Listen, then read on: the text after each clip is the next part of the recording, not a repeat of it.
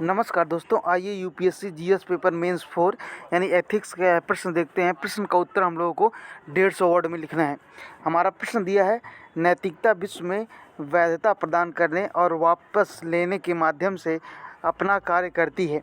अंतर्राष्ट्रीय संबंधों में नैतिकता की भूमिका के संदर्भ में निम्नलिखित कथनों पर विचार कीजिए, निम्नलिखित संदर्भों पर चर्चा कीजिए। ठीक है, तो देखिए आपको इस साइड और इस साइड नहीं लिखना है, ये नैतिकता पर प्रश्न है। तो आइए इसका उत्तर हम लोग ऐसे लिख सकते हैं कि अंतर्राष्ट्रीय संबंधों में नैतिकता से तात्पर्य किसी देश के नागरिकों का अन्य देश के नागरिकों, संस्थाओं, संगठनों व नियम कानूनों के प्रति आदर्शमूलक व्यवहार के विज्ञान से है। ठीक है, अब अगर हम इसकी भूमिका की बात करें तो आप ऐसे लिख सकते हैं, वैधता प्रदान करना दो तरह से हो सकती है। वैधता प्रदान एक तरह से सकारात्मक अर्थों में और दूसरा नकारात्मक अर्थों में। तो देखिए, सकारात्मक अर्थों की अगर हम बात करें तो आतंकवाद के ऊपर कार्रवाई। दूसरा आप लिख सकते हैं, आपदा संघर्ष में लोगों को बचाओ, जैसे कहीं भूकंप आ गया, बाढ़ आ गई, इस समय भारत सरकार या अन्य देश की सरकारें आकर एक दूसरे का हेल्प करें।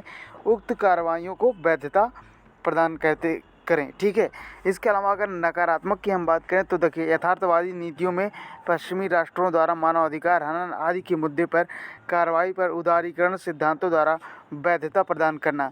ठीक है, अब अगर हम वैधता वापस लेने की बात करें तो देखिए, इसमें सकारात्मक अर्थ होते हैं और नकारात्मक अर्थ होते हैं। आप सकारात्मक में लिख सकते हैं, शासन करने की वैधता लेन, तानाशाही शासन। अगर नकारात्मक पक्ष आपको लिखना है तो लिख सकते हैं, अफ्रीकी देश इराक में अमेरिका द्वारा तत्कालीन सद्दाम हुसैन को मारना, और इस समय भी अमेरिका और रसिया, उसके बाद से ईरान का जो वार चल रहा है, इसको भी यहाँ पर आप इंक्लूड कर सकते हैं। अगला पॉइंट आप लिख सकते हैं, उत्पीड़न, दमन, शोषण के कृत्यों को वैधता न देना। उदाहरण के लिए हिटलर का शासन आप लिख सकते हैं। अब अगर नेगेटिव पॉइंट में लिखना है तो आप लिखिए, हुसैन के शासन को उखाड़ने हेतु नैतिक वैधता वापस लेने को आधार बनाया गया। ठीक है, इस तरह से आप जोड़कर लिख सकते हैं। थोड़ा सा करंट भी रहेगा तो चलेगा, नहीं तो कोई दिक्कत नहीं है।